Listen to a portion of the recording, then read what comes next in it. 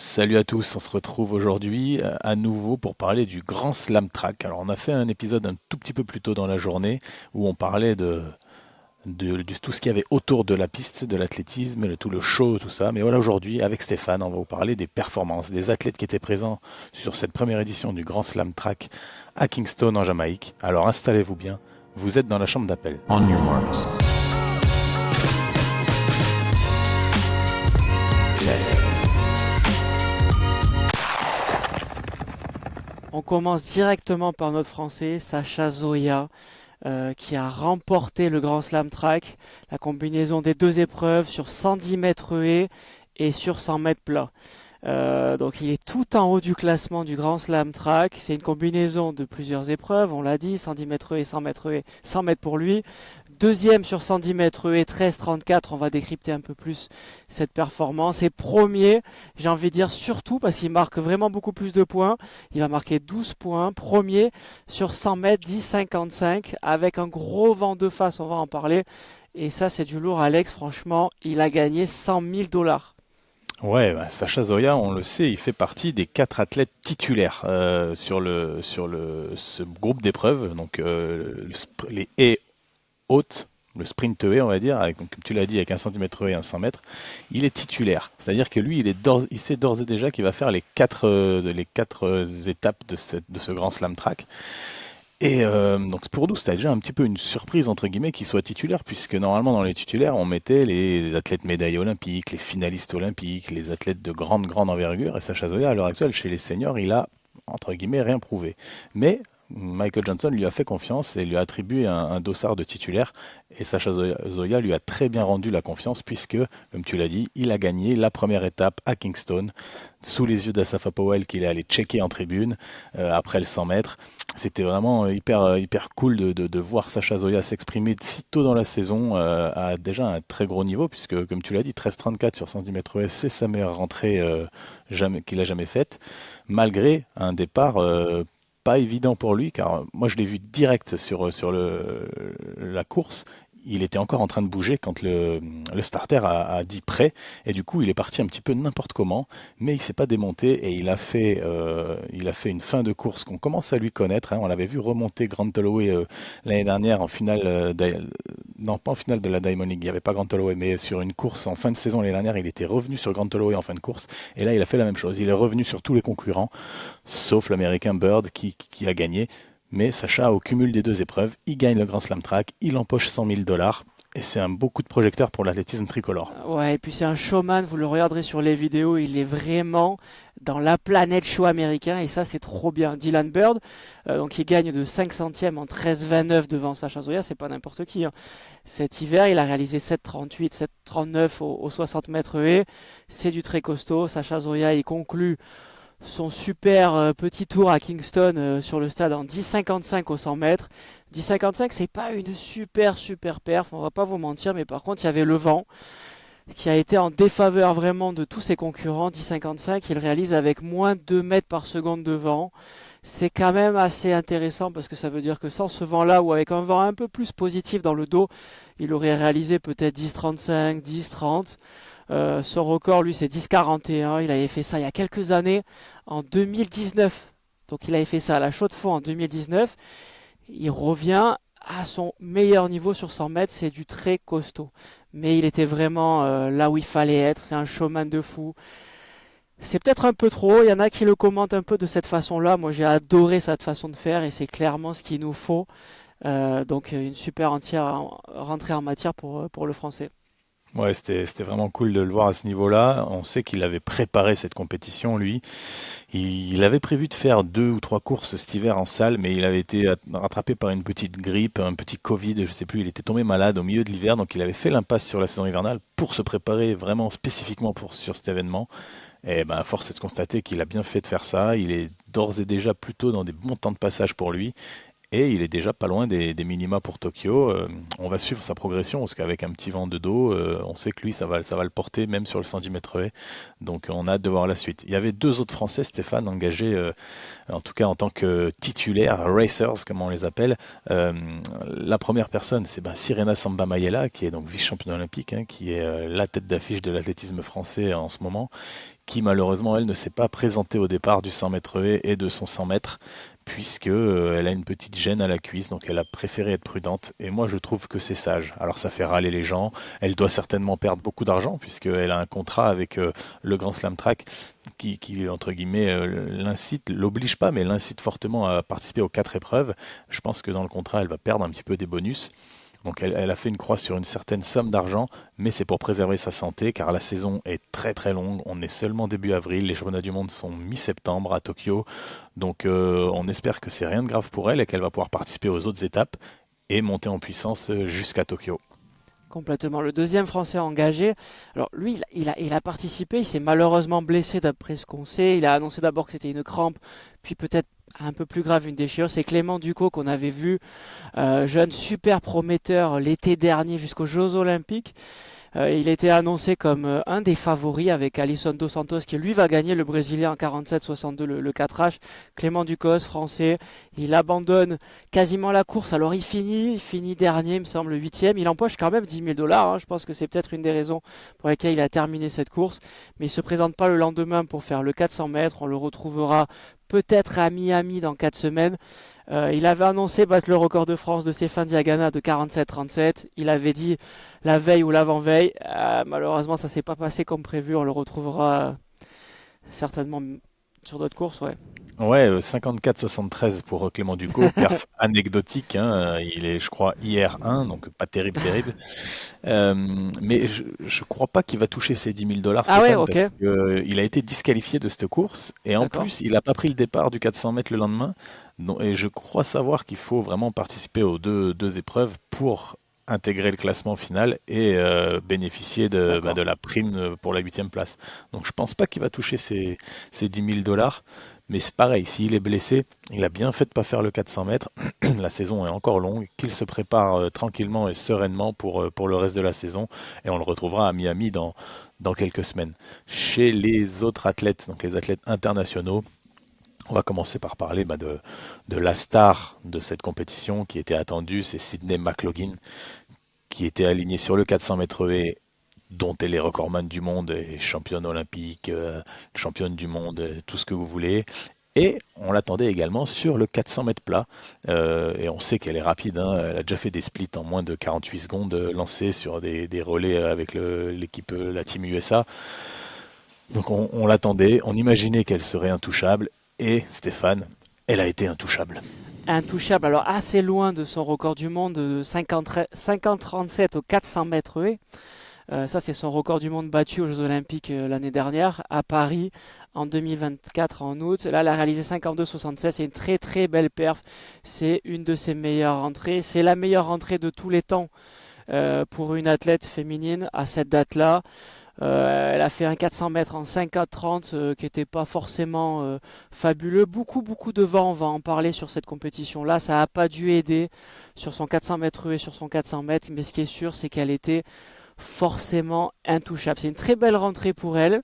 Elle avait rarement, même jamais réalisé ce doublé-là 400-400 et sur une de ses premières compétitions. Elle rentrait souvent sur des relais. Donc franchement, c'est une très bonne rentrée et j'ai très très hâte déjà de la voir à Miami se rapprocher de son record du monde du 400 mètres haies. Franchement, elle va pas loin de faire 51 et on va être très très bien, ça c'est sûr.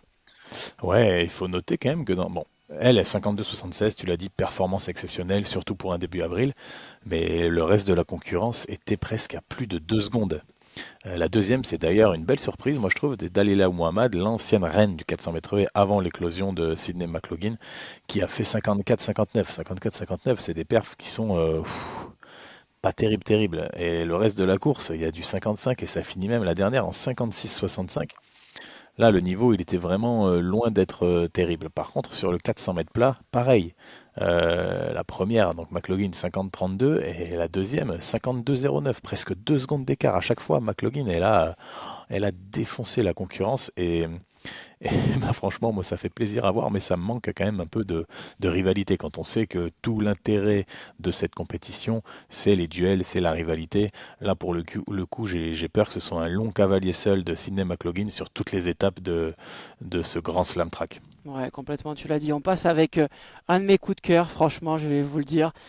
C'était le sprint long 200-400 avec Gaby Thomas qui a fait un super parcours. Alors, elle a enchaîné le 200 mètres, elle a gagné assez aisément, pas avec super temps, on va pas se mentir, le vent de face aussi là, sur ce 200 mètres filles, 22,62 au 200 mètres, mais par contre un super 400. Elle finit deuxième de la course, on va vous parler de la première qui a fait un gros chrono, mais Gaby Thomas, c'est pas une spécialiste du 400, elle est quand même spécialiste vraiment du 200. Elle a été capable de courir en 49,17, son meilleur chrono. Elle explose son record et envoie une fille super pétillante qui est vraiment à sa place, qui adore ce qui s'est passé là sur cette compétition-là. Et elle s'est régalée. Et ça, j'ai trouvé ça formidable de la voir. Elle va très certainement participer à des relais 4x4 avec les États-Unis et même peut-être participer à un doublé 200 400 féminin parce que 49-17 c'est du très costaud. Elle a été devancée par Nasser, tu vas nous en dire un peu plus, qui elle a fait un chrono stratosphérique, elle était intouchable. Bah déjà, avant de parler de Nasser, je vais revenir vite fait sur Gaby Thomas, 49-14, c'est une perf très très forte, sachant que le week-end dernier, Gaby Thomas, elle n'était pas en préparation pour le Grand Slam Track, hein, elle se mariait. Donc, une belle lune de miel pour elle à Kingston, en Jamaïque, avec son mari. On l'a vu sur le stade d'échauffement. Ils étaient là, à la cool, tranquille, et elle, ça l'a pas empêché de faire deux très très belles perfs. Euh, Tu l'as dit, deuxième sur le 400 mètres, derrière l'intouchable Nasser, 48-67. Alors, elle avait fait une belle rentrée la semaine dernière, Nasser déjà, en 48-94. Mais là, 48-67, personne n'a jamais couru aussi vite au mois d'avril. Euh, c'est sa troisième perf de tous les temps derrière son 48-14, je crois, quand elle est championne du monde à Doha en 2019. Et 48, j'ai plus le chrono exact, mais de cet été, quand elle est vice-championne olympique, 48-54, je crois. Et la 48-67 dès le mois d'avril, c'est du grand n'importe quoi. Franchement, je suis choqué de sa performance. À noter dans la course que Paulino, la championne olympique, finit troisième sur le 400 mètres en 49-35, ce qui est loin d'être une contre-performance. 49-35 à cette période de l'année, c'est très très fort, hein.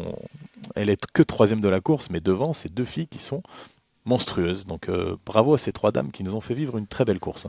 Complètement. Et pour souligner un peu statistiquement, Nasser, 48-67, elle le passe plus vite sur son 200 mètres que sur son 200 mètres couru avec un départ arrêté où elle fait 22,99. C'est-à-dire que elle fait 22,99 sur 200, ce qui n'est pas forcément bien. Elle va passer plus vite sur son 400. Donc ça aussi, ce sera intéressant de décrypter ça une autre fois, mais c'est bon à souligner. Sur le sprint long, mais chez les garçons, alors à l'absence, on en a déjà dit, d'un Noah Lyles qui nous aurait fait un bien fou, ou d'un Tebogo également, c'est Hudson Smith qui a largement gagné, j'ai pas envie de dire ça, mais lui aussi vainqueur sur le 200 mètres et pas sur le 400 mètres. C'est quand même une surprise. Moi, je l'attendais plus sur le 400 mètres que sur le 200 mètres, mais ça a été de belles courses. C'était assez disputé. Christopher Bailey, qui est le champion du monde en salle, en titre à Nanjing, 44-34 sur sa première course. C'est du très costaud aussi,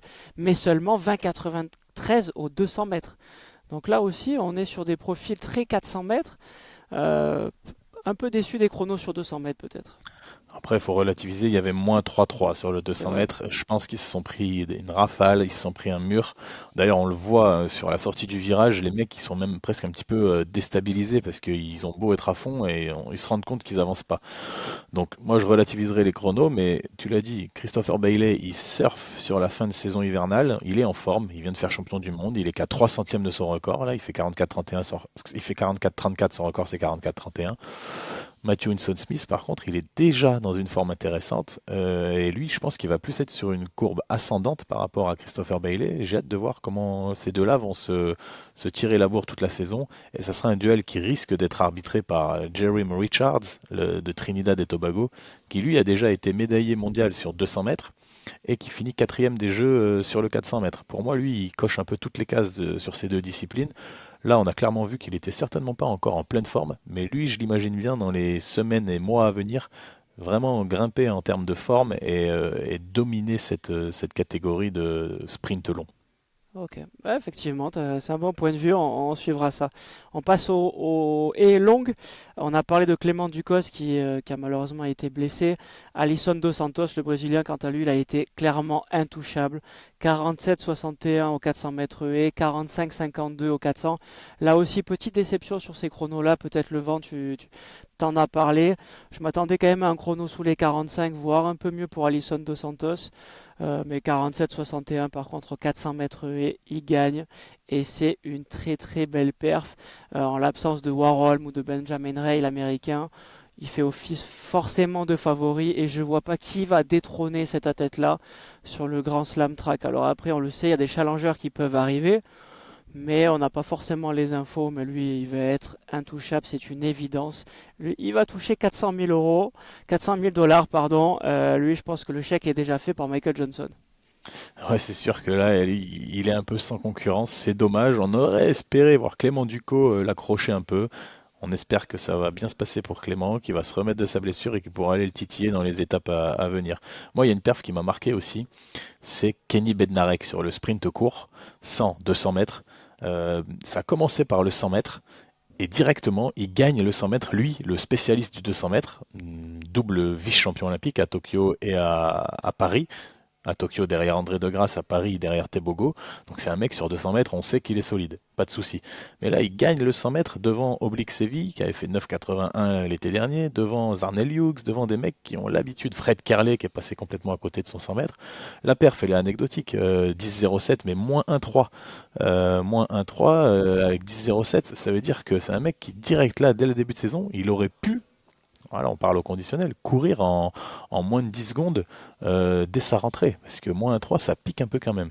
Et après, le 200 mètres, 20,07. Franchement, pour un début de saison, Bednarek, il est très en forme. J'ai hâte de voir comment ça va évoluer parce que lui, ça veut dire qu'il va finir en 9,80 et en 19,50 encore. Donc, je sais pas ce que t'en as pensé, Stéphane. Fred Kerley, un peu en dedans, mais Bednarek qui a tiré la couverture à lui. Ouais, Ben Darek, je pense que ça va être un peu la star ou la tête d'affiche du sprint court, en tout cas pour le Grand Slam Track, ça c'est sûr, et je le vois courir comme tu l'as dit, très largement en moins de 10 et très largement en moins de 20. On sait qu'il a encore en 19,57, il va s'y rapprocher très très vite, peut-être à Miami. À noter quand même que sa collègue d'entraînement, Melissa Jefferson, a fait la même, hein. Première au 100 mètres, première au 200 mètres.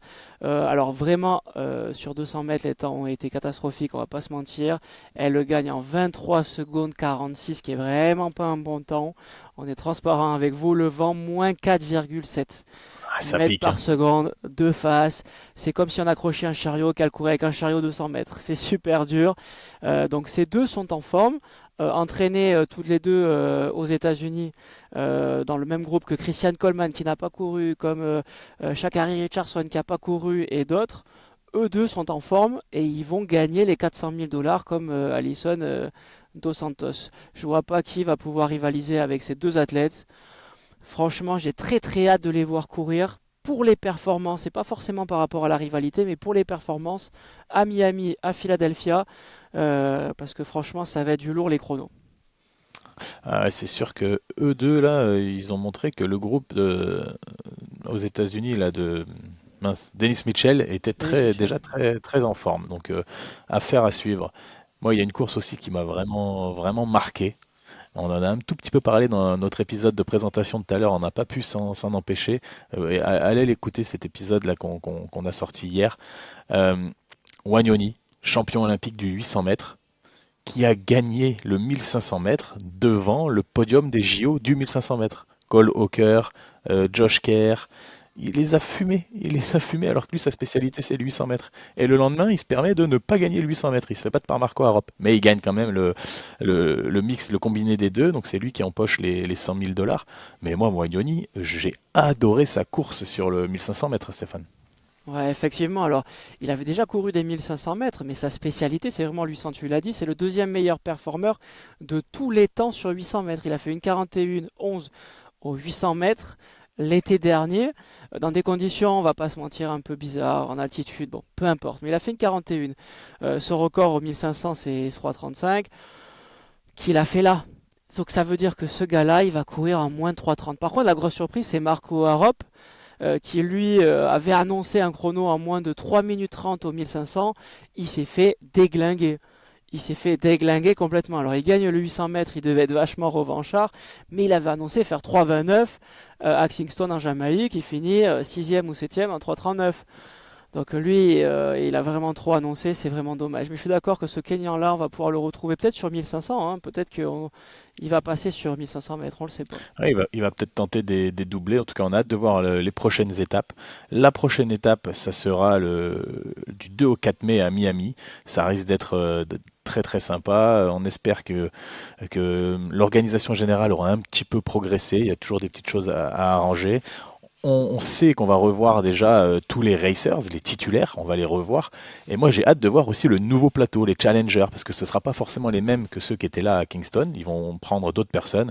Et moi, j'espère que il y a des gens comme peut-être Tebogo ou Noah Lyles ou Warholm ou Benjamin ou Femke Bol ou tous ces gens-là, Ingebrigtsen peut-être aussi, ils vont se dire bon, la première épreuve a eu lieu, ça me donne envie d'y aller et qu'ils vont donner leur accord pour être challenger et aller challenger les stars, les racers, les titulaires de cette compétition. On a envie de voir un Grant Holloway affronter Sacha Zoya, même si ça risque d'enlever les 100 000 dollars à Sacha Zoya. Écoutez, on va suivre ça de près, on va suivre l'annonce des challengers pour Miami de près. On vous fera un petit podcast là-dessus également à l'approche de Miami, fin avril, début mai.